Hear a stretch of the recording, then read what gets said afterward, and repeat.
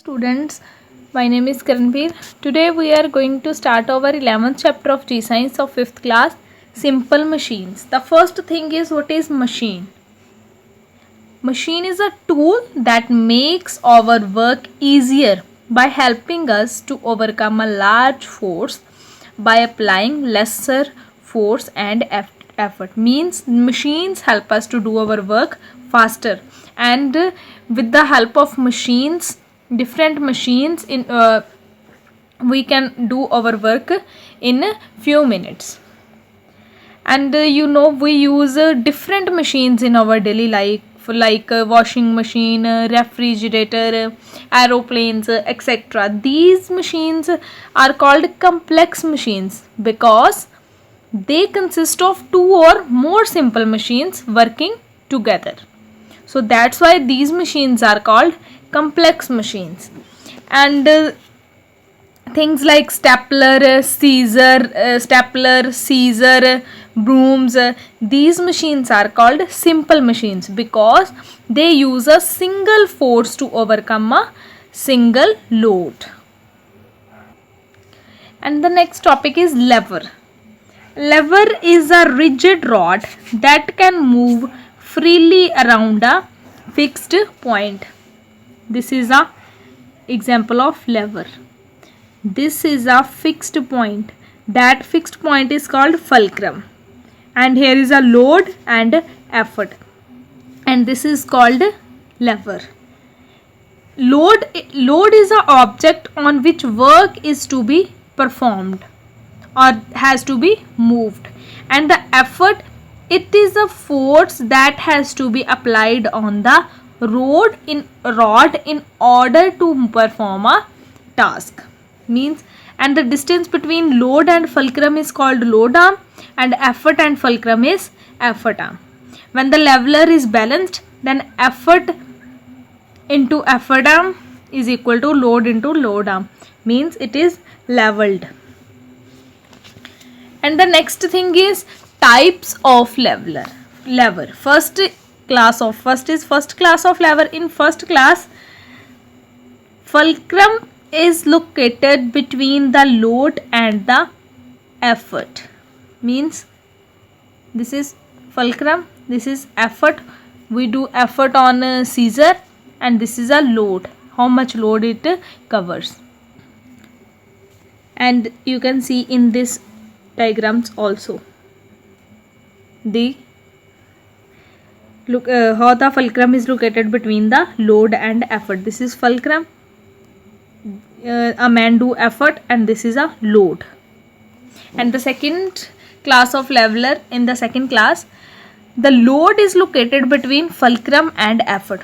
We do effort on something, this is fulcrum, means a fixed point, and this is load. The load is located between effort and fulcrum, that is second class of leveler. You can see many examples. And in third class of leveler, the fulcrum is located between the load and the, in the third class of leveler, the effort is located between fulcrum and load.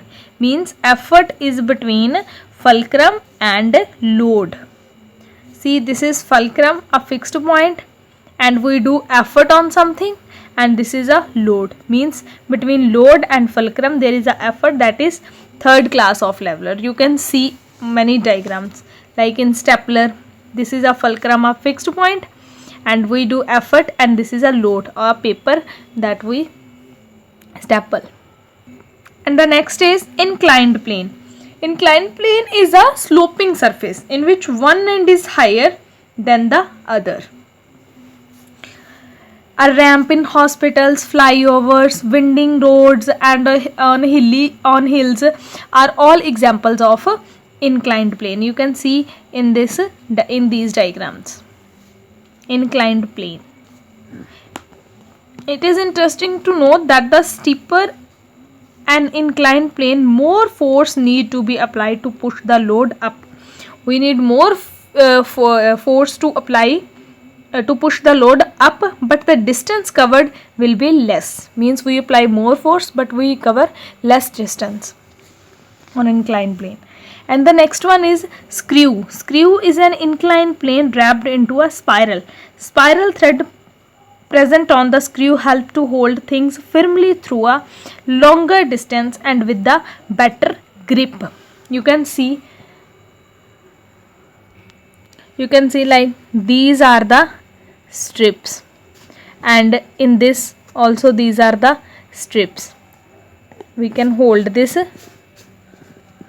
Screw can be seen in the lids of bottles. You can see in this also. And the next is pulley.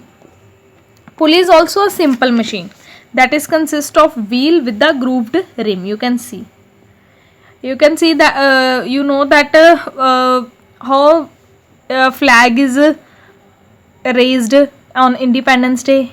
A pulley is fixed on the top of the flag pole and help in raising the flag. The pulley is seen on the top of the sail of boats. And the next is wedge. A wedge has two inclined planes. A wedge is used to split or cut objects by moving through the object. Means like blade, knife, axe, needle. These are the examples of wedge. Last one is wheel and axle. A wheel and axle is a simple machine in which wheel moves around a rod called axle. You all know how the car steering works and bicycle wheel works. So in this chapter we will discuss some simple machines, how they work. Thank you.